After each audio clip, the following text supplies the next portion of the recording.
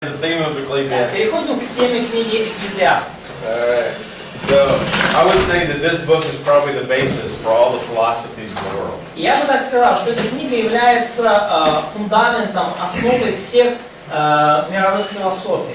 And if nothing else, Solomon dealt with the root of each of these philosophies. И Соломон фактически коснулся корневых убеждений каждой из базовых мировых философий. And if you're familiar with Greek philosophy, you'll pretty well see a cycle through philosophy.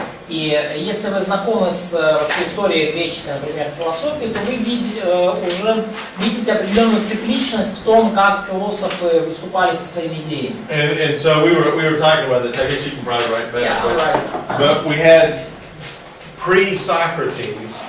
We had materialists. Но мы уже говорили немножко об этом термине, но досократические философы, до Сократа, материалисты. In other words, it was all that we could see, just atoms. То есть люди говорили, да, все, что мы можем видеть, это атомы, это материальный мир. And then Socrates came up with the concept of ethics. Но появился Сократ, и он сделал особый акцент на этике, на поведении. And the things we do are right and wrong. И на том, поступаем ли мы правильно или неправильно. Now Plato then was a rationalist. Платон, ученик Сократа, был рационалистом. And so everything was based in the mind, in reason. Все основывалось на разуме, на логике, на причинно-следственных связях. Aristotle then was an empiricist. Аристотель был эмпирицист. Truth was found in what you could actually observe and experiment with. То есть истину, по его мнению, можно было найти в том, что вы наблюдаете, через эксперимент, опыт. I'll make it short, like mind. Значит, Платон, да, то есть этика, акцент на поведение, рационализм, разум, эмпирист, опыт, опыт, эксперимент. Or even feelings, maybe. Или даже чувства. And then after Aristotle, you started having skepticism. И после Аристотеля, после этих глыб, уже следующая волна многих философов это скептики. And as we were talking about in the break, we've seen this in the last 2 or 3 centuries. We've recycled the same arguments. Фактически вот в истории мировой философии мы видим, как те же самые идеи идут циклами, и последние 2-3 столетия мы даже прошли уже несколько циклов. So it's pretty interesting that there's a problem with every one of these philosophies. И интересно, что в каждой из этих философий есть некая ключевая проблема. And Solomon's going to identify the problem with every one of them is they don't deal with God. И Экклезиаст обозначит каждую из этих проблем и укажет корень этой проблемы. Корень проблемы в том, что, так сказать, Бог не является частью уравнения. Люди не смотрят на это через призму Бога. They all come to a dead end. И потому все из этих философов рано или поздно заходят в тупик. In other words, every one of man's philosophies cannot answer the big question, what's the meaning of life? Иными словами, ни одна из человеческих философий не может ответить на ключевой жизненный вопрос: в чем смысл жизни? And so through a bunch of experiments, Solomon is going to try and find the meaning. И через многие опыты, через многие попытки Соломон попытается найти смысл жизни. And more important than the big meaning is, or actually one of the implications of the big meaning is, do all the parts have meaning? И одним из важных вопросов, которые вы задаете после того, есть ли вообще в целом жизненный смысл, это вопрос в том, есть ли жизнь у каждой из небольших жизненных мелочей, из разных мелких областей жизни. Есть ли в них смысл? So, if I don't know the big meaning of my life, does my marriage have a meaning, or my work, or my children? Do those have meanings? Если у моей жизни нет смысла, то если я его не знаю, то есть ли смысл у моего брака, у моей работы, у моих взаимоотношений с друзьями и так далее, и так далее. And so that is what Solomon is going to explore in this book. И вот эти вопросы Соломон исследует в своей книге. There's several vocabulary terms that are very important to this theme.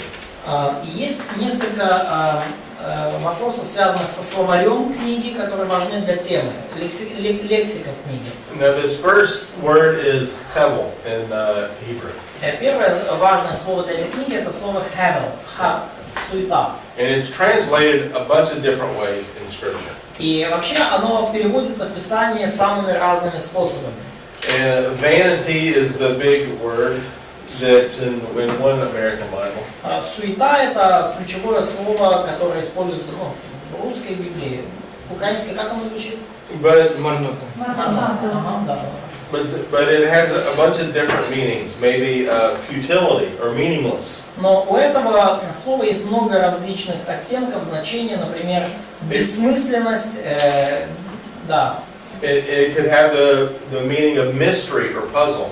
Также это слово может означать тайну или загадку. It could refer to absurdity or irony. Оно может говорить об абсурдности чего-либо или об ироничности чего-либо. It could refer to being brief. Оно может говорить о краткости, скоротечности чего-либо. So there's a whole bunch of different possibilities for translation of this word. Поэтому переводить это слово можно самыми разными способами. Есть огромное количество возможностей. And I think the best description of this term is your breath on a cold day. И я думаю, что наилучшее описание этого слова это ваше дыхание в холодный день. And so you can see your breath for just a minute and then it fades away. В течение там нескольких секунд, минут максимум, вы можете видеть ваше дыхание, этот пар, а потом оно исчезает. Андрей, то есть я правильно поняла? У нас везде приведена суета, там разные значения. So, did I get it right that this word is translated in our Bibles as vanity, but it could have different meanings? Yeah, this is an extremely difficult word to translate. Ну, вообще говоря, это слово очень трудное для перевода. Может быть, это оттенки смыслов в зависимости от того, о чем говорится. So we say that these are the different the facets of that words, and we pick the right one concerning the context. Correct, and as soon as you pick one word, will you lose all the rest of the meanings? Да, но когда вы выбрали какое-то одно слово, вы потеряли все остальные грани значения. Can I just, I've checked quickly my Bible software, and there are 64 uses of that word. Yeah, tell them that, yeah, exactly. 64 times it's used? 64 it's used in Old Testament. Can I tell them different ways, like idols or... Yeah. Ну, например, да, то есть я быстренько так проверил это слово через Bible Quote. В основном оно переводится как суета, но иногда переводится как идолы, да, то есть раздражали Господа Бога Израиля своими идолами. Иногда пустословие, дни и суета, иногда томление, иногда там как же вы хотите утешать меня пустым, говорит Иов. Да, для чего столько пустословите, тоже Иов. Это тоже суета. Подобно призраку напрасно он суетится, да, сказано о человеке. So if you think about cold breath or hot breath on a cold day. Но если вы, то есть много значений, если вы представите себе ваше дыхание в холодный день. One, it's real. Во-первых, это нечто реальное, этот воздух реальный. But it fades away quickly. Но при этом быстро исчезает. It's very hard to get your hands around it. You can't grasp it. Очень тяжело схватить это в руки, да, то есть вы не можете ухватить пар, который исходит из вашего рта. So I don't think the concept is meaningless.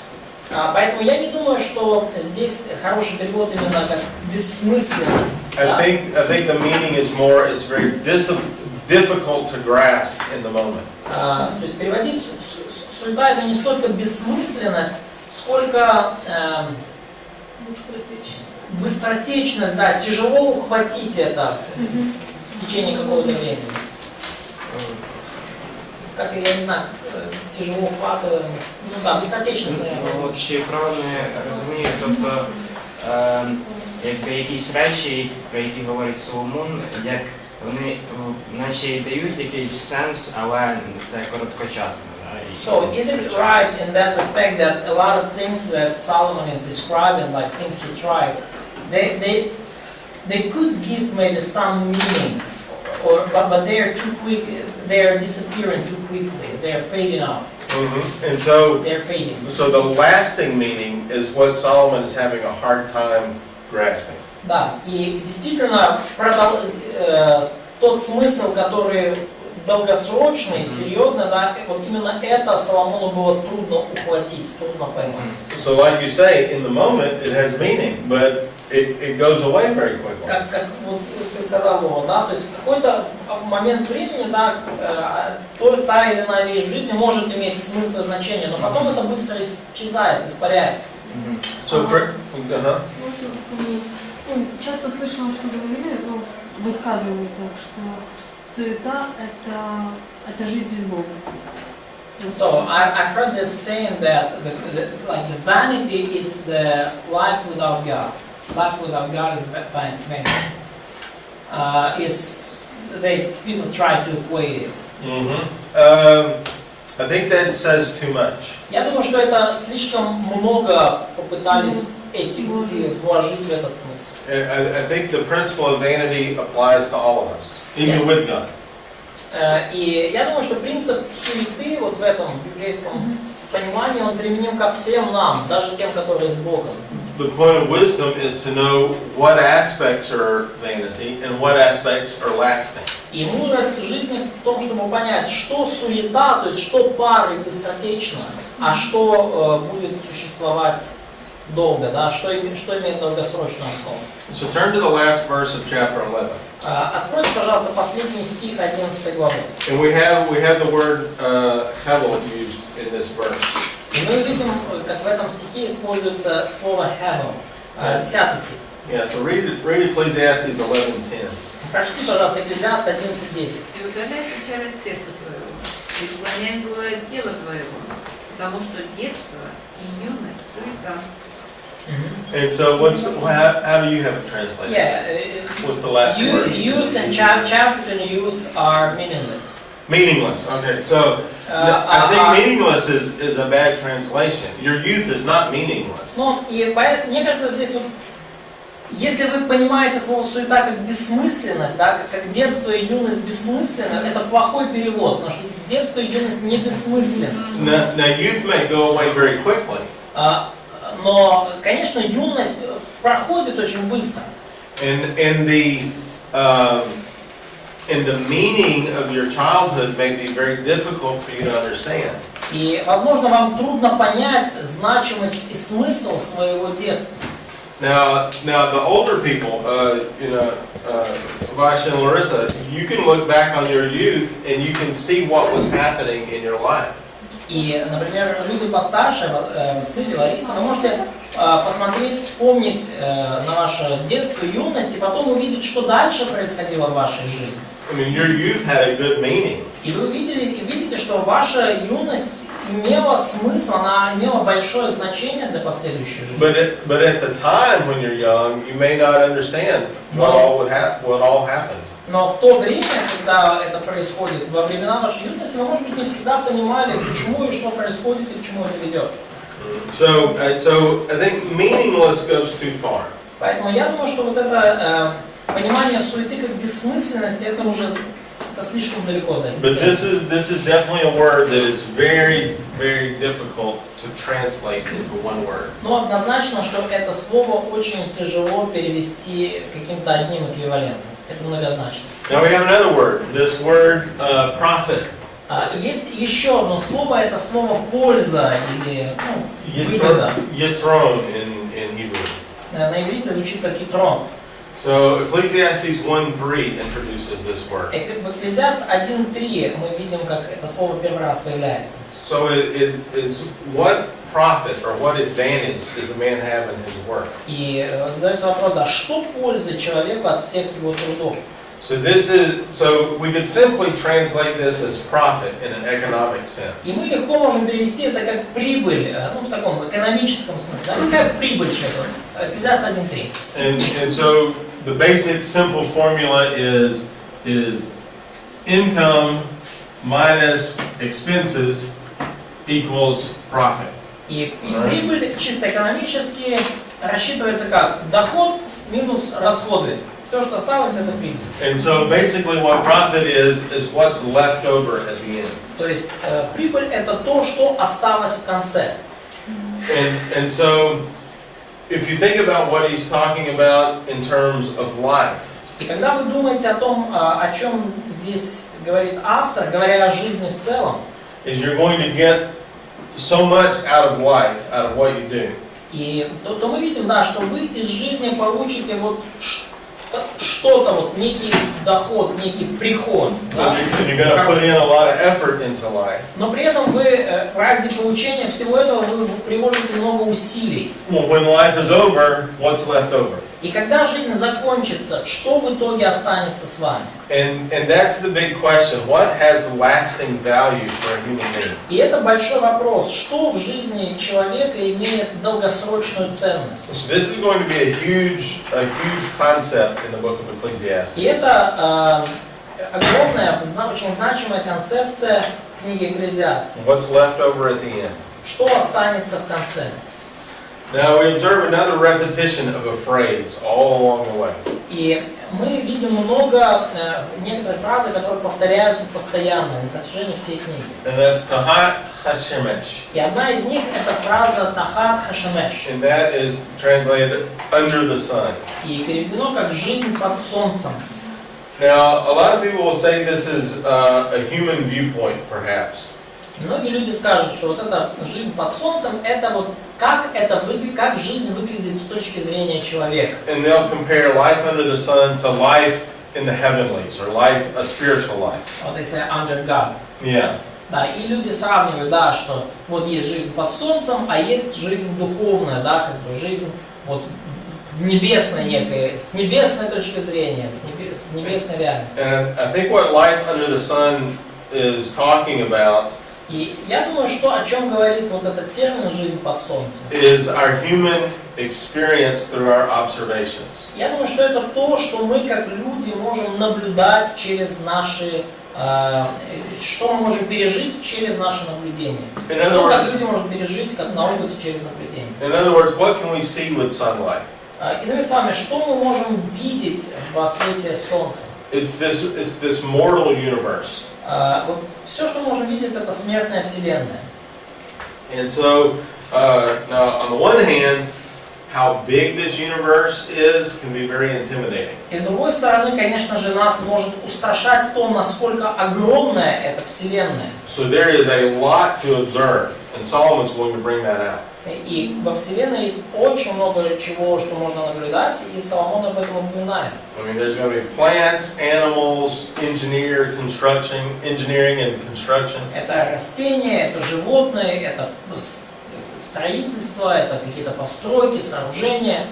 There's going to be warfare, Войны, women, женщины, wine, wealth. богатство. So there's all types of things that happen under the sun. Поэтому под солнцем случается огромное количество всего интересного. Now we have another term here, chasing after the wind. Но есть еще один термин, который тоже часто встречается, это погоня за ветром. Yeah. Да, У нас это район Руа. томление духа. Да, то, что в сиандальном как томление духом. Да. And you see that in chapter 1, verse 17. И вы видите это в 1 главе 17 стихе. And that's a nice metaphor that you can understand. И это такая хорошая метафора, которую вы можете понять. I mean, the wind exists. When you walk outside, you feel it. Ветер существует, когда вы выходите на улицу, вы сразу это чувствуете. Wind, such as a tornado or hurricane, can tear down houses and move cars. Ветер, если он обладает силой торнадо или ураганом, он может сносить дома и переворачивать машины. So it can be very powerful. Поэтому он может быть очень сильным. But you can't get your hands on the wind. Но невозможно схватить его. And it's very hard to describe where the wind comes from. И очень трудно определить, откуда он приходит. So wind can be unpredictable, and wind is very uncontrollable. И потому ветер, он весьма непредсказуемый и трудно контролируемый. And so this also is a reminder of the third person of the Trinity. И это также нам напоминает о третьей личности Троицы. Yeah, I don't think that verse is talking about God specifically. Ну, я не думаю, что этот стих напрямую говорит о Боге. But you will understand why this term ruach is used for the Holy Spirit. Но теперь, понимая это, нам легче осознать, почему вот то же слово руах соотносится с Духом Святым. A couple other terms. И есть еще несколько терминов. One is amal, which translates to labor. Еще одно слово это амаль, переведено как труд. And this term speaks to all the different types of activities in life. И это слово говорит о самых разных действиях человека по жизни. And so there's really, this book deals with work in two different ways. Поэтому эта книга смотрит на труд с двух точек зрения. On the one hand, work is very burdensome. С одной стороны, труд это тяжелое бремя. It's hard, it's challenging. Труд это сложно, это связано со многими проблемами и вызовами. But on the other hand, work is very fulfilling.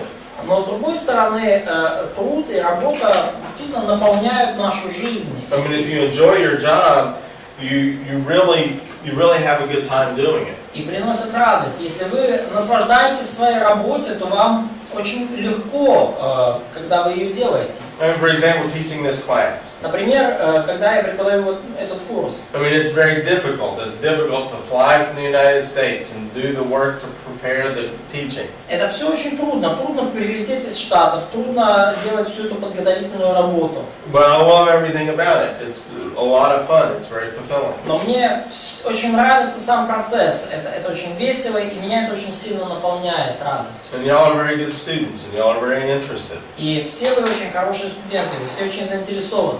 So all the way through the book of Ecclesiastes, he's going to go back and forth that work is hard and work is fulfilling. Но на протяжении всей книги Экклезиаста автора шатает в две стороны. С одной стороны труд это сложно, а с другой стороны труд наполняет радостью. And then we have another term, simcha. Simcha in Hebrew, joy. Да, и есть еще один термин, еврейское симха, это радость. And this word appears 17 times in the book. И это слово в книге Экклезиаст встречается 17 раз. And so joy actually presents an alternative conclusion. И радость это своего рода альтернативное заключение, альтернативный исход. So it's stated as a conclusion 6 different times. In 6 sections of this book, we'll see it В as шести a new разделах conclusion.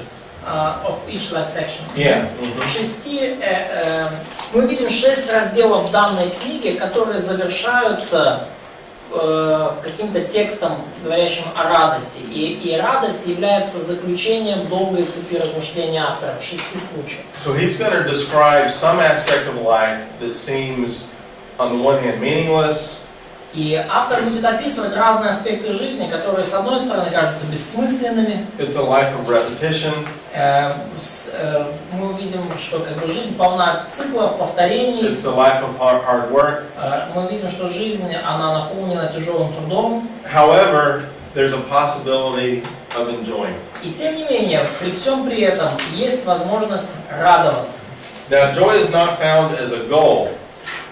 И радость не упомянута как цель жизни человека. It's really a result. Но это результат. And we're not going to find joy in an intellectual event, and we're not going to find joy in foolishness.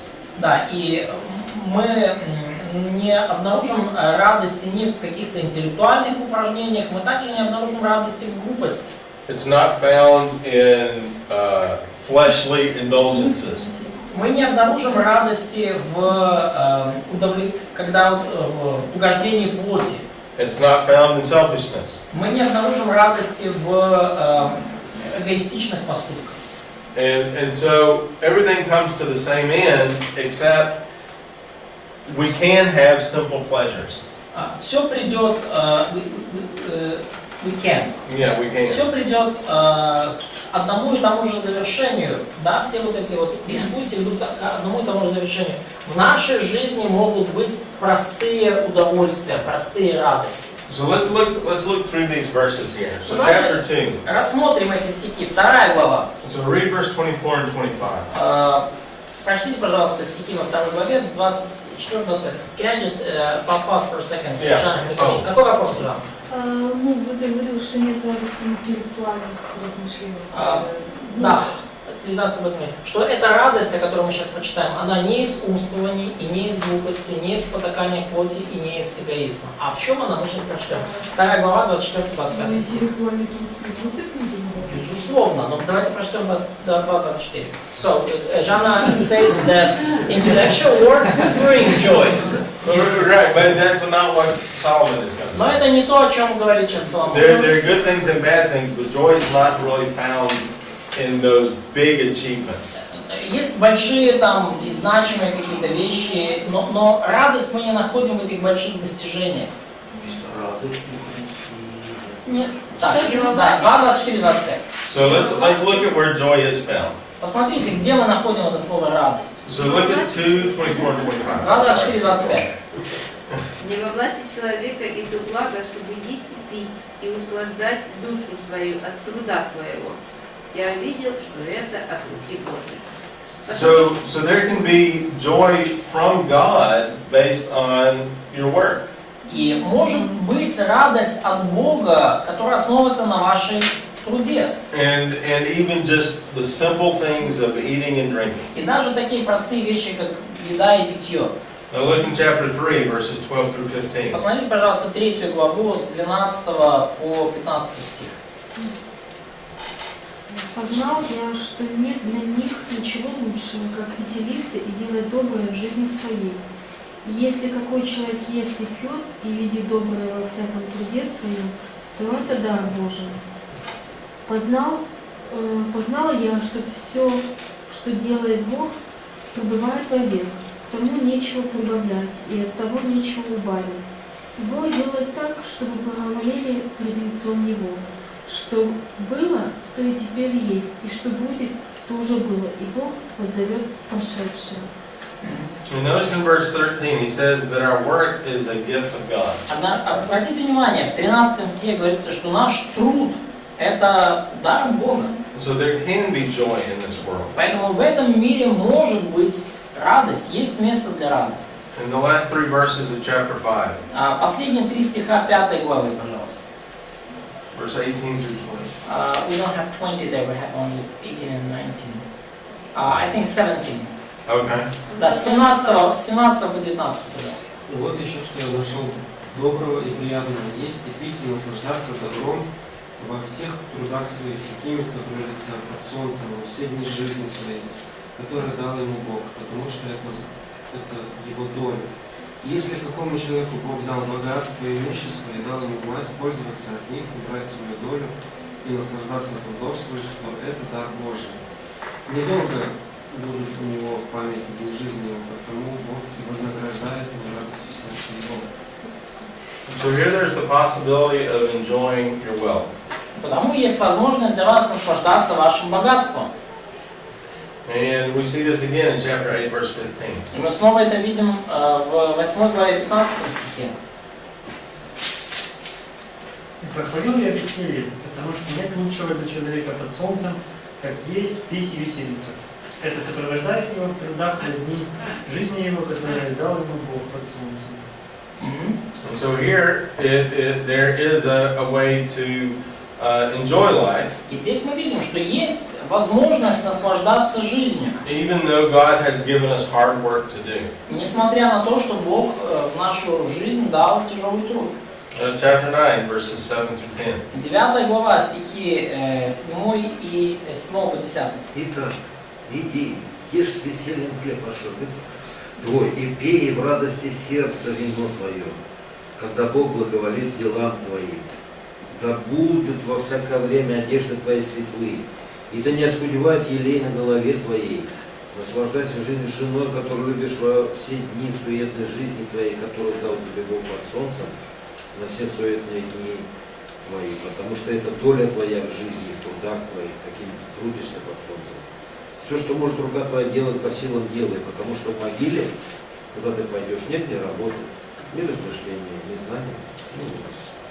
And so here we see that there is enjoyment in marriage. И здесь мы видим, что наслаждение возможно в браке. Look at 11, verses 7 through 10. Посмотрите, пожалуйста, 11 главу, 7 по 10 стих. Сладок свет, и приятно для глаз видеть солнце. Если человек проживет и много лет, то пусть веселится он в продолжении всех их. И пусть помнит о днях темных, которых будет много. Все, что будет, суета.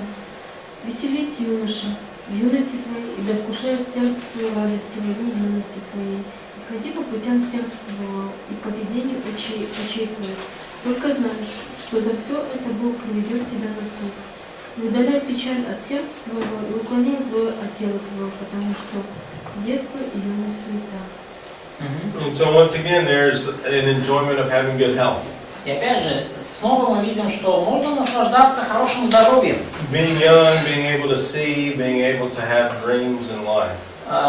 Это можно наслаждаться тем, когда вы молоды, вы можете видеть и вы можете иметь какие-то мечты в жизни. And so he says, enjoy these things. И поэтому Псалом говорит, наслаждайтесь этим. And so this is going to show up in a lot of the various scenes of when we transition from one to the next. И мы увидим, что вот этот снова и снова повторяется этот мотив, когда меняется сцена, да, как бы начинается новый раздел, но заканчивается каждый раздел вот этим призывом к наслаждению. So we should see life as a gift from God. Потому мы должны видеть жизнь как дар от Господа. And there should be an expression of joy and thanksgiving to God for what He has given us. И должно быть в нашей жизни проявление вот этого наслаждения и радости, благодарности Богу за все, что Он дал нам. And particularly we should enjoy the experiences that God has let us have. И особенно нам нужно наслаждаться тем опытом, который Бог дал в нашу жизнь. Because all these experiences are going to go away. Поскольку все эти переживания рано или поздно уйдут. And so I think this theme of joy goes all the way through the book of Ecclesiastes. Поэтому я думаю, что эта тема радости проходит красной нитью через всю книгу Экклезиаста. I don't think it's ironic. I don't think he's making fun of joy. Я не думаю, что здесь автор ироничен и что он как бы высмеивает радость. I think after all of these really hard discussions, he comes to the conclusion, well, just enjoy it. И я думаю, после всех вот этих тяжелых размышлений и сомнений, и метаний, автор приходит к простым неким вещам и говорит, надо просто ими наслаждаться.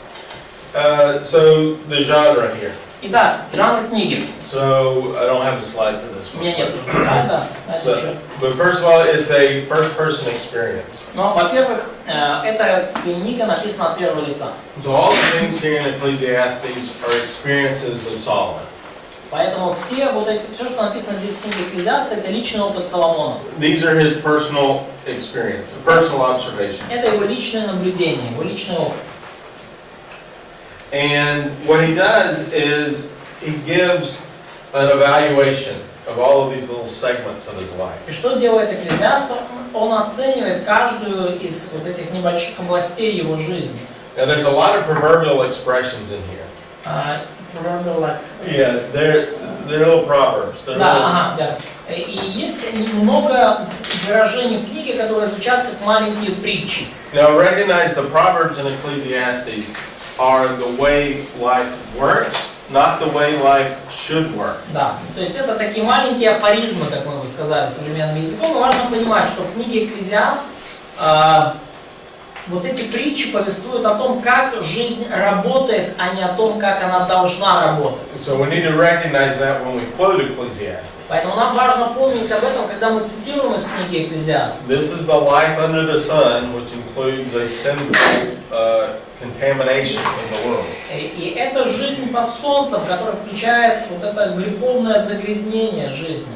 He's also going to use its poetry, so he's also going to use many comparisons. И потому автор использует также поэтический язык, и потому есть много сравнений. And one of the interesting things in this book is he tells us what we should do and then gives us a logical reason to do it. И что интересно также, что автор часто говорит нам, что нам нужно делать, и дальше добавляет, почему нам нужно это делать. For example, I think he quotes some of the book of Proverbs. I'm sorry. He gives some parables He gives some parables. Например, автор приводит некоторые такие притчи, да, то есть наглядные уроки. For example, if you look at chapter 9, verses 13 through 15, Давайте посмотрим 9 главу, 13-15 стих. here's a little parable he puts in here. Вот такая маленькая притча, да, маленький наглядный урок. 9 глава, с 13 по 15 стих. Вот еще какую мудрость видел я под солнцем, и она показалась мне важной. Город небольшой, и людей немного. К нему подступил великий царь и обложил его, и произвел против него большие осадные работы. Но в нем нашелся мудрый бедняк, и он спас своей мудростью этот город. И однако же никто не вспомнил об этом бедном человеке. See, so he tells this little parable of what happened or might have happened. То есть он рассказывает нам вот эту небольшую историю, да, притчу, да, о том, что случилось или могло случиться. And then verse 16, he gives the principle of that И parable. потом в стихе 16 он приводит ключевой принцип этой притчи. See, so read verses 16 through 18. Поэтому прочтите, пожалуйста, стихи с 16 по 18. И сказал я, мудрость лучше силы, и однако же мудрость бедняка пренебрегается, и слово его не слушает. Слова мудрых, высказанные спокойно, выслушиваются лучше, нежели крик властелина между глупыми. So wisdom is better than strength. Поэтому мудрость, да, как мы читаем дальше, она лучше силы, она лучше орудие войны. And that's based on an observation. И это основывается на наблюдениях автора. But notice what he says in verse 18, we have a little parable. Но обратите внимание, в 18 стихе мы снова видим маленькую притчу. So that parable describes the way life is, but not necessarily the way life should be. И она описывает, 18 стих описывает, какова жизнь, но не обязательно, какова она должна быть. See what I'm saying? Видите, что я говорю? Мудрость лучше орудие войны, но один согрешивший может погубить много доброго. And then he's also going to ask a lot of questions. И далее, еще один литературный прием, это то, что автор задает много вопросов. And by the way, this is another aspect of poetry. И, кстати, это еще один из аспектов поэзии. Is the rhetorical question. Риторические вопросы. Whenever a question is asked, it's to make the reader think about what the answer is. Всякий раз, когда задается вопрос, он задается с целью побудить читателя, слушателя размышлять о возможном ответе. So these questions get our mind thinking about various things. И потому эти вопросы, они заставляют наш разум размышлять о разных вещах. All right, so let's get into the book. Any questions about the introduction? Давайте теперь уже перейдем непосредственно к книге. Есть ли какие-то вопросы о введении?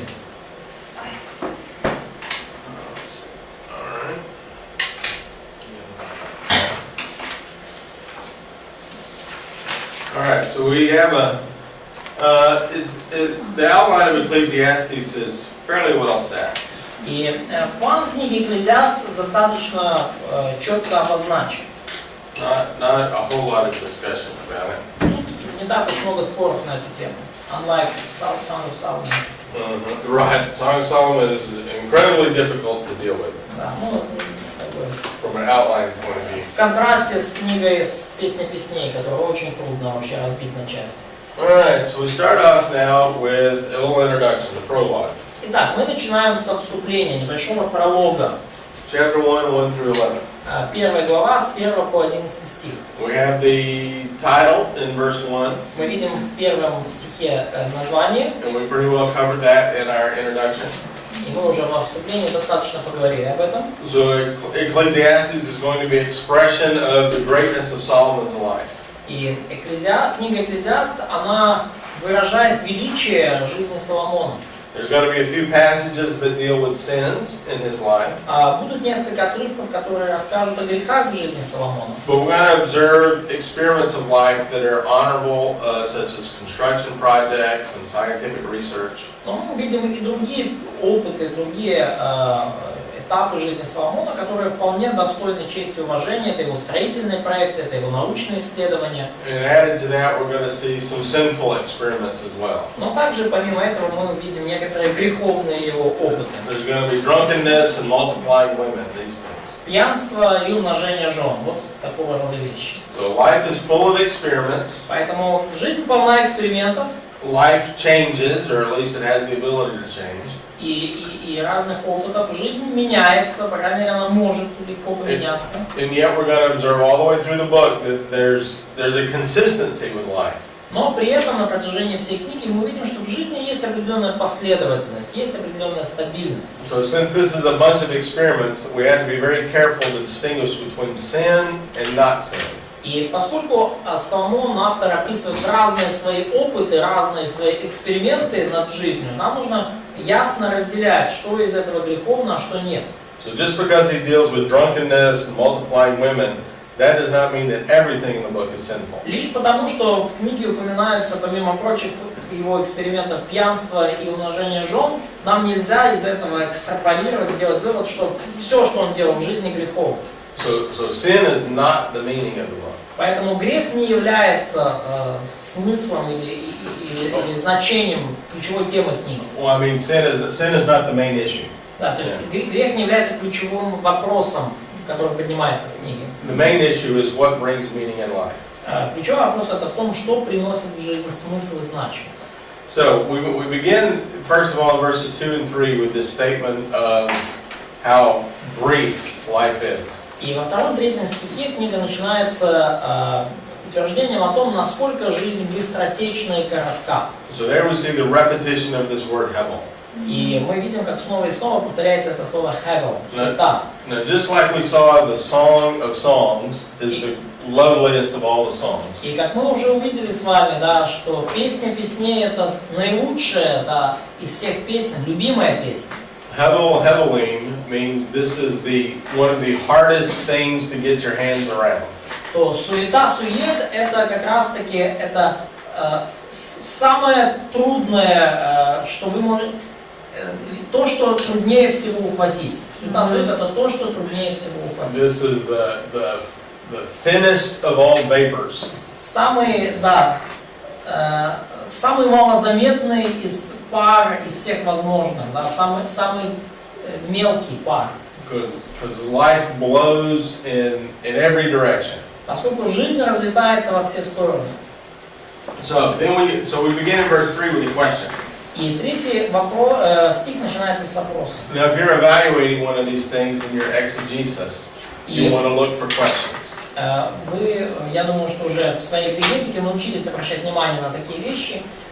Всегда нужно особое внимание обращать на вопросы. And questions always want us to make us think. И вопросы всегда задаются с целью побудить нас к размышлению. And he's not saying this. He's not asking the question because he doesn't know the answer. И he's not asking. Yeah, he's not asking the question because Solomon is ignorant of the answer. Да, и опять же, Соломон задает свой вопрос не потому, что он не знает ответа. Solomon asked this question at the very beginning, so for 12 chapters you're going to try and figure out the answer. И Соломон задает вопрос этот в самом начале, чтобы на протяжении 12 глав вы пытались сами определить ответ. And this is the word yitron we talk about. Is there anything left over after life? Да, и вот здесь используется слово «этрон», да, выгода, долгосрочная польза. Да. Есть ли какая-то выгода и польза от жизни? In other words, is there anything of lasting value? Есть ли что-то в жизни, что обладает долгосрочной ценностью? And of course, he's going to give us the answer at the very end. И, конечно же, он дает нам ответ в самом конце. And we also have right off the bat this other phrase, under the sun, in verse 3. И, кстати, в третьем стихе мы тоже сходу видим, как вбрасывается эта фраза «под солнцем». So this again is this concept of life in this mortal universe that's going to die. И опять же, это концепция жизни вот в этой смертной вселенной, приходящей вселенной, которая умрет. So is it worth anything to work in this world that is fading away? Есть ли польза, есть ли выгода в том, чтобы трудиться в этом мире, который все равно уйдет, который все равно умрет? So I think his answer, as he punctuates all the way through the book, is enjoy what you're working, enjoy what you're doing. И я думаю, что ответ, который автор вот мелкими мазками разбрасывает на протяжении всей книги, ответ заключается в том, что наслаждайся своим трудом. And the very last verses are fear God and keep His commandments, because every act will be judged. радуйся своему труду. И последние стихи говорят: бойся Бога и соблюдай Его заповеди, потому что каждый поступок будет оценен на суде. And so recognize you may never know the specific meaning of your life. И важно понимать, что, возможно, вы никогда не узнаете там точное, конкретное значение, смысл вашей жизни. And that's because meaning is defined by God. И это потому, что значение и смысл жизни определяет сам Бог. But you can have comfort and you can enjoy your experiences because you know God's in control. Но вы можете иметь утешение, и вы можете наслаждаться теми разными опытами и теми разными переживаниями, которые Бог посылает в вашу жизнь, потому что вы знаете, что Бог держит все под контролем. And if obeying God is on the front of your mind in everything that you do. Повиновение Богу, оно является вашим ключевым приоритетом во всем, что вы делаете. Then you should know there will be lasting benefit. То вы знаете, что будет некая долгосрочная, неприходящая польза и выгода от всего, что вы делаете. And so I would say that theme is incredibly comfortable. И я бы сказал, что сама эта тема долгосрочной выгоды, она приносит потрясающее утешение. I think that should give us all comfort as we go through life. Я думаю, что это все должно нас сильно утешить и придать нам радости, когда мы двигаемся по жизни. So it begins in verses 4 through 11. So we have a few minutes here. Or somebody read verses 4 through 11. Мы начинаем в стихах с 4 по 11. Пожалуйста, прочтите их, пожалуйста. And as you read, think of this as cyclical patterns. He's going to give 7 patterns that run in cycles. И когда мы читаем это, обратите внимание на 7 циклов, да, 7 неких закономерностей, которые осуществляются циклично по кругу. Обнаружьте их, пожалуйста, в этом тексте. С 4 по 11. Род проходит, и род приходит, а земля пребывает вовеки. Восходит солнце и заходит солнце, и спешит к месту своему, где оно восходит. Идет ветер к югу и переходит к северу, кружится на ходу своем, и возвращается ветер на круги свои. Все реки текут в море, но море не переполняется. К тому месту, откуда реки текут, они возвращаются, чтобы опять течь. Все вещи в труде, не может человек пересказать всего, не насытится око зрением, не наполнится ухо слышанием. Что было, то и будет, и что делалось, то и будет делаться, и нет ничего нового под солнцем. Бывает нечто, о чем говорят: смотри, вот это новое, но это было уже в веках, бывших прежде нас. Нет памяти о прежнем, да и о том, что будет, не останется памяти у тех, которые будут после. So now this concept, this cyclical concept of life is very different between pagans and Christians. Вот эта концепция жизни, да, круговая, цикличная концепция жизни, она очень отличается у язычников и христиан. Paganism sees life as cycles, never changing. Язычники видят жизнь как цикл, круг, когда все идет по кругу и ничего не меняется. Christianity sees history as having a beginning and a middle and a conclusion. Христиане видят историю как линию, не как круг, а как линию, где есть начало, есть некая середина, есть некое завершение. So as we look at these things, notice what he's talking about. In verse 4, there are generations of people. И когда мы говорим обо всем этом, обратите внимание, о чем повествует Экклезиаст. Поколение людей. So people come and people go. Люди приходят и уходят. And then we have in verse 5 the motion of the sun. В 5 стихе мы видим движение солнца. From the earth's perspective, it goes in a circle. С точки зрения Земли, солнце действительно ходит по кругу. And then we have in verse 6 the wind. В 6 стихе мы видим ветер. And the wind goes in a circle once И again. ветер тоже двигается по кругу. And in verse 4 we have the water cycle. В 7 стихе мы видим круговорот воды в природе. And then in verse 8 we have labor expertise. В 8 стихе мы видим опыт, связанный с трудом. In other words, there are people that become experts in things and then they die off, and there are new young people that become experts in things. То есть мы видим, как люди становятся экспертами в какой-то сфере после усердного труда, потом они умирают, и на их место приходят новые, молодые, которые тоже со временем становятся экспертами и тоже умирают и далее. And in verses 9 and 10, he comments on inventions. И в 9-10 стихе Экклезиаст делает комментарий об изобретении. Do we really come up with new things? Действительно ли мы изобретаем что-то новое? And then he talks about, finally, verse 11, history. И в 11 стихе он говорит в конце об истории. That history just does the same thing. В истории, он говорит, повторяется все одно и то же. And so all of this seems to be very frustrating. И все это, на первый взгляд, кажется весьма мрачным и угнетающим. Now notice the pagan conclusion to this. И обратите внимание на очень языческий вывод из всего этого. The pagan conclusion to this is basically soul suicide. И языческий вывод из вот этих всех закономерностей выражается в самоубийстве души. Eastern religions have come up with the concept of reincarnation. Восточные религии выработали концепцию реинкарнации. Which is, once again, just a life cycle. Реинкарнация, кстати, тоже это цикл жизни. And the way to get out of that cycle is nirvana.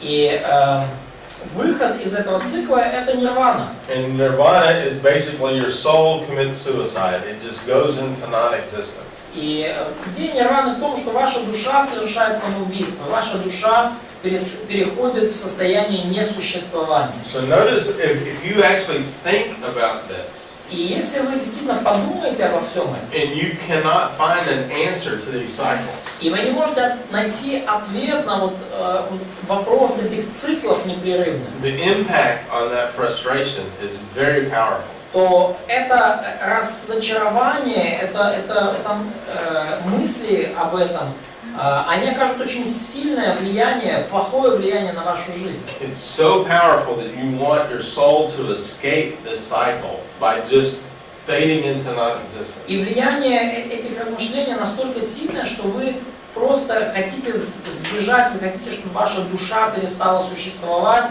и вы хотите уже испариться быстрее в какой-то нирване. Now notice, this is the first half of chapter 1, so Solomon doesn't stop right here. И обратите внимание, это первая половина первой главы, и Соломон не останавливается на этом. But philosophically, if you stop right here, suicide's the answer. Но философски, если вы отвечаете, если вы пытаетесь ответить философски на этот вопрос, то ответом будет суицид. Now in the United States, we have a huge problem with teenage suicide. И у нас в Соединенных Штатах сейчас огромная проблема с самоубийствами среди подростков. And so this type of frustration is very real. И такого рода разочарования в жизни, такого рода размышления, они несут весьма реальные последствия. But we have an answer. Но у нас есть ответ. Somebody controls all of these cycles. Кто-то держит все эти циклы под контролем. And somebody is going to judge the good and the bad in these cycles. И кто-то в конце концов оценит все хорошее и доброе, что появилось в результате этих циклов. We want to submit to that person. И мы хотим подчиниться этой личности. And so at this point, Solomon's now going to go into some experiments after making this observation. И в этот момент уже, сделав эти наблюдения о цикличности мира, Соломон начинает описывать некие свои эксперименты. Can I do something to get out of this cycle? Он задается вопросом, могу ли я что-то сделать, чтобы выбраться из этого бессмысленного цикла?